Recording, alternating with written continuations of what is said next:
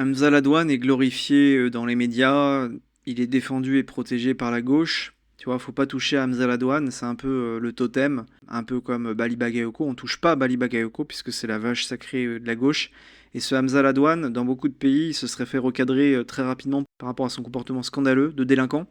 En fait, il faisait payer le passage, en fait, il faisait de l'extorsion d'argent, mais pas que ça, hein. Il agressait des personnes et il y a des personnes qui ont minimisé ses actes, mais c'est très grave en fait. Ce mec, cet enfant, adolescent, aurait dû être remis à sa place bien plus rapidement. Le pire, c'est qu'il est suivi par des millions de personnes, c'est ça qui est hyper inquiétant. Et là, on va écouter le témoignage d'une femme handicapée qui a été attaquée par Hamza Ladouane au canal Saint-Martin. Femme handicapée, hein, pour faire ça, hein, c'est vraiment incroyable. Je peux te garantir que dans beaucoup de pays du monde, il se serait pris une branlée mémorable dont il se souviendrait toute sa vie. Mais en France, non, c'est le pays de la tolérance, le pays du laxisme. Et je veux dire, enfin vraiment, à son âge, attaquer une femme handicapée, mais c'est le summum de l'abject, quoi. Et cette femme handicapée a porté plainte contre Hamza pour injures et menaces. Elle est en situation de handicap. Elle se promenait et ils lui ont dit on va te ta. Voilà, vous devinez. C'était en mai. Et bien évidemment, elle a eu aucune nouvelle. Sa plainte a été classée sans suite, hein, puisque ça c'est pareil. Il faudra qu'on parle un jour des plaintes. Quand tu portes plainte au commissariat, très souvent, 99% des plaintes, il n'y a rien qui se passe, hein. L'État français se couche littéralement devant un collégien. On n'est pas prêt d'affronter la Russie. Ils se couchent non pas parce qu'ils peuvent pas intervenir, ils se couchent par idéologie. Parce que en fait, Hamza Ladouane, il représente en fait cette fameuse Nouvelle-France, cette communauté qui est ultra protégée en France. C'est comme avec l'affaire Naël. L'affaire Naël, ça a fait grand bruit. Il y a beaucoup de Français, des millions de Français qui ont pris le parti pour Naël, qui ont défendu Naël, alors que ce jeune avait un casier judiciaire, il était au volant d'une voiture de luxe, sans permis, je crois. Il était en mode refus d'obtempérer. Donc, dans la plupart des pays du monde, Naël, son sort était réglé, hein. Mais en France, il y a des millions de Français qui ont pris le parti de Naël. C'est ça qui est hallucinant. Et là, c'est pareil par rapport à Hamza. Tout le monde prend son parti, enfin beaucoup de Français prennent son parti, alors qu'il s'attaque à des femmes vulnérables, handicapées. Enfin, moi, ça me dépasse, hein. On va écouter ce témoignage et vous me direz ce que vous en pensez en commentaire par rapport à ce Hamza. Elle est dans le 10e, retrouver Sonia. Bonjour Sonia. Dans le 10e, Bonjour. Parce que, alors attendez, écoutez bien, parce que Sonia, vous faites partie des riverains, de ceux qui ont porté plainte contre Hamza, justement. Oui, tout à fait. Pour quel motif? Alors moi, c'était pour injures et menaces, en fait. Que s'est-il passé? En fait, pour vous expliquer, je suis en situation de handicap et je me prenais. Et il n'était pas seul, il était avec d'autres enfants, mais quand je dis enfants, c'est même limite 16-17 ans, donc limite début adulte, quoi. Ouais. Et j'ai eu des insultes verbales, des menaces, on va dire, enfin, vous voyez, ça, voilà, des injures, mais sauf que moi, si je peux pas réagir parce que c'est en situation de handicap et on m'a fait une simulation de, pas lui, mais son ami, m'a fait une simulation d'agression, en fait, comme un coup de poing. Et c'est pour ça, en fait, c'est pas juste des ados. Les ados, j'en ai eu aussi, mais ça, c'est rien. C'est pas que ça, en fait. Donc on a une petite bande qui sème un peu la terreur parce que comme il n'y a pas de limite, personne vient à un moment donné leur dire bon ça suffit, c'était rigolo au début mais maintenant stop, ça continue et on est un peu dans la surenchère. T'as des vidéos là, tu vois les policiers jouer au pistolet à eau avec le Oui, gamin. c'était au début. Ouais, non, mais... Tu vois, dans beaucoup de pays, notamment en Asie du Sud-Est, s'il y a un jeune qui se comporte comme ça, tu vois, un jeune local se comporte comme ça, bah les adultes, ils vont venir le voir. Et ils vont lui expliquer la vie. D'accord? C'est ce qui va se passer en fait. En Asie du Sud-Est, hein, mais c'est à mon avis dans beaucoup de pays comme ça. Même en Afrique, ça doit être comme ça. Voilà, c'est un jeune qui vient provoquer une femme handicapée. Eh bien, t'as plein d'adultes qui vont venir le voir, qui vont lui expliquer la vie. Tu vois? Ils vont pas lui taper sur l'épaule, lui dire c'est bien Hamza, continue. Ils vont lui expliquer la vie, il s'en souviendra toute sa vie. Et il va revenir dans le droit chemin instantanément. Ils ont eu tort. Attendez, je voudrais qu'on reste avec Sonia, s'il vous plaît. Sonia, qui est devenue... Quand est-ce que vous avez porté plainte, Sonia? Moi, c'était en mai. D'accord. Et qu'est devenue votre plainte? Que s'est-il passé alors? J'ai pas eu de nouvelles. J'ai pas eu de nouvelles. Après, c'est là, à partir de ce moment-là. La dame, elle a porté plainte en mai. Et Hamza, là, avec les flics, c'était il y a 15 jours, 10 jours. Donc à un moment donné, ça veut dire qu'ils étaient bien au courant qu'en fait, ce gamin-là, il pose problème. Non, mais la police a fait n'importe quoi. Mais la police municipale a fait n'importe quoi, ça c'est sûr. On est d'accord. C'est pas qu'ils ont fait n'importe quoi, c'est qu'ils ont. Moi, j'ai déposé plainte, ils ont pris ma plainte. Mais là, quand on les voit jouer avec Hamza, ils font n'importe quoi. C'est pas le rôle des policiers de. Tu vois, ça par rapport aux plaintes, c'est pareil. Je veux pas taper sur les flics, mais est-ce que ça sert à quelque chose de porter plainte aujourd'hui? Moi, ça m'est arrivé de porter plainte. Il y a quelques années, je me suis fait agresser au lacrymo dans une station balnéaire. Ma plainte, il n'y a pas eu de suite. 99%, pour ne pas dire 100% des plaintes, il y a zéro suite. Donc, c'est pareil. La police, aujourd'hui, est-ce qu'ils servent à quelque chose? Honnêtement, c'est pareil. Tu les appelles, ils vont mettre je sais pas combien de minutes avant d'arriver. C'est un boulot qui est compliqué. Dans le système français, être flic, gendarme, c'est compliqué. C'est très, très compliqué. Puis tu te fais filmer, juger par des gauchistes à chaque intervention. Et de toute façon, porter plainte, on n'aura jamais les stats, mais combien de plaintes sont classées sans suite en France? Et lui, il a été médiatisé, tu vois, enfin, il a une chaîne, je crois, TikTok, il est suivi par des millions de personnes. Déjà, les personnes qui le suivent, c'est problématique, parce que suivre un délinquant, c'est quand même chaud. Ça traduit vraiment le mal-être, enfin, le malaise qu'il y a dans la société française. Mais qu'on laisse des images circuler autour de ce bonhomme qui fait n'importe quoi, quelle honte. Il aurait dû être recadré très très tôt.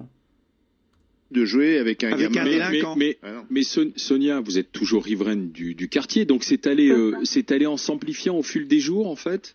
Moi, je sais que ce jour-là, il y a eu plusieurs situations comme la mienne, sauf que moi, c'était en situation de handicap et j'ai eu vraiment très peur parce que, encore une fois, c'était pas que des jets d'eau, mais des insultes et simulation d'agression. Donc, que tu voulais que je fasse, en fait, dans ma situation. C'était quoi comme insulte, Sonia? C'était on va te niquer ta race, enfin, et simulation comme un coup de poing, enfin, Oui, ça vous a fait peur. Et là, pareil, on voit des images, ils sont en train d'agresser un monsieur handicapé dans une voiture. Ouais. À un moment donné. Oui, mais allez-y, Sonia, finissez. Après, moi, je veux bien qu'on se plaigne, tu vois, mais pour qui t'as voté, Sonia? C'est pareil, si t'as voté Parti Socialiste, Écologiste, La France Insoumise, tu n'as que ce que tu mérites. Donc voilà, après peut-être qu'elle a voté Rassemblement National, même les Républicains, c'est des socialistes. Mais à un moment donné, il va falloir se réveiller, quoi. Parce que si tu votes, tu fais ton barrage républicain, tu votes pour toujours les mêmes guignols, après, faut pas s'étonner que tu es dans un environnement d'insécurité. Après, Hamza Ladouane, tu vois, il y a des gens qui le glorifient. Moi, je considère que c'est un délinquant. C'est un jeune délinquant qui devrait être recadré, mais il n'est pas recadré parce qu'on est dans un pays laxiste, tolérant. Mais c'est un délinquant. Et les choses qu'il a faites sont extrêmement graves et c'est inexcusable. Il devrait rendre des comptes par rapport à ce qu'il a fait. Je l'ai même vu, on a vu des vidéos où il jetait des vélos dans le canal Saint-Martin. Ça, c'est de l'argent public qui balance par la fenêtre. Voilà, c'est aussi simple que ça, en fait. Ce mec-là, il devrait être recadré, mis en cabane, enfin, voilà, il y a des outils pour recadrer ces individus. Mais qu'on le laisse comme ça faire, moi, ça me fait halluciner. Et c'est pas, encore une fois, il y avait des jets d'eau, mais ça, à la rigueur... je m'en fous, en fait. Je pense que l'État français a peur, tu vois. Ils l'ont pas interpellé, ils ont eu des consignes pour pas trop montrer l'interpellation, tu vois. Je pense qu'il y a des consignes qui ont été passées auprès de la police pour pas faire de vagues, pour le laisser, en fait, continuer de faire ses bêtises. Et parce que dans un pays normal, dès la première connerie, il aurait été interpellé, plaqué au sol, et il n'y aurait aucun problème. Mais s'il avait été plaqué au sol, interpellé, menotté, je pense que tu aurais tous les gauchistes qui auraient crié au racisme, qui auraient crié au scandale, comme avec l'affaire Naël, alors que Naël, ce n'était pas un jeune homme comme tout le monde. Moi, j'ai jamais été au volant d'une voiture volée, sans permis, de luxe. J'ai jamais fait de refus d'obtempérer de ma vie. Tu vois, bon, Naël... on peut pleurer sa mort, mais à un moment donné, il a tendu le bâton pour se faire battre. Et dans la plupart des pays du monde, il aurait passé l'arme à gauche, malheureusement. Mais c'est pas que ça. C'est pas que ça. J'étais pas la seule ce jour-là. C'est d'autres personnes dans la situation. Il y avait un ras-le-bol du quartier quand même, si je comprends bien. C'est surtout que les gens, vous vous attendez pas à ça de la part d'enfants. Et encore une fois, c'est pas une question d'origine, parce que moi, on est des origines maghrébines, vous voyez ce que je veux dire. Non, mais ça n'a rien à voir avec l'origine, c'est simplement un gamin à qui on laisse tout faire, un peu un enfant roi, quoi. C'est ça. Voilà. Qu'il soit français, arabe, ou je ne sais quoi, ou juif, catholique, on s'en fout, c'est pas une question d'origine, de religion, bien évidemment. Mais, en France, T'as quand même une certaine communauté qui fout le bordel, et très jeune. Je peux critiquer là-dessus parce que ça n'a rien à voir. Il y a aussi d'autres enfants dans. Mais Sonia, est-ce que vous en voulez justement aux adultes de ne pas avoir réagi? Oui, moi j'en veux plus aux parents. Oui. Parce que lui, effectivement, il a que 14 ans. Et encore une fois, je ne vais pas le mettre en victime parce que quand même, j'ai un enfant à peu près de cet âge-là qui ne traîne pas dans la rue et qui est correct avec les adultes. Enfin, c'est la moindre des... Comment vous pouvez insulter une femme en situation de handicap, votre mère déjà. Enfin, ça, j'arrive pas à comprendre. Après, je me dis que de toute façon, c'est pas lui le plus responsable, c'est ses parents qui le laissent divaguer toute la journée. Alors même, il fait saut, d'accord. Ils vont jouer, il n'y a pas de souci avec ça. Mais à un moment donné, tout le monde a Internet. Vous voyez votre enfant sur les réseaux sociaux et tout ça, vous intervenez en fait. RMC, les grandes gueules. Ouais, c'est la faute des parents. Moi, je pense que ce Hamza, il a pas de père. Il a pas de père, il a pas de mère. Les parents sont aux abonnés absents. Il y a aussi la faillite de l'éducation nationale. Mais la première faillite, c'est la faillite des parents. Tu comprends pas pourquoi les hommes parisiens s'occupent pas de Hamza? Tout simplement parce que les Parisiens, ils votent, c'est des gauchistes.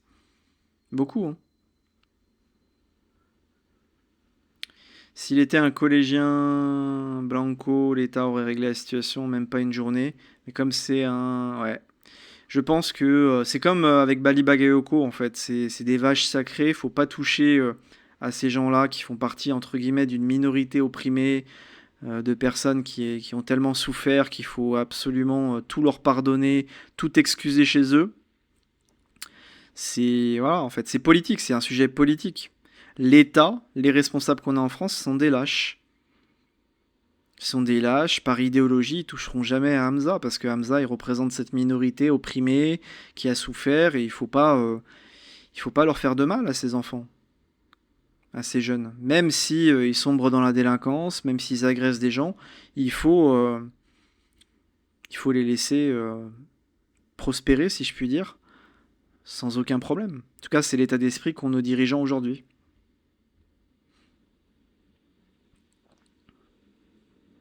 Donnez-moi votre avis par rapport à Hamza Ladouane et par rapport à ses actes gravissimes. Moi, je le considère comme un délinquant. Il devrait être en tôle, les parents aussi, et il devrait rendre des comptes et payer par rapport aux dégradations qu'il a faites et mis hors d'état de nuire, parce que c'est insupportable d'avoir un mec qui fait de l'extorsion d'argent et qui agresse, insulte des gens comme ça. Enfin, dans tout pays normal, tu vois, moi je connais bien l'Asie du Sud-Est, il se serait fait recadrer par les locaux.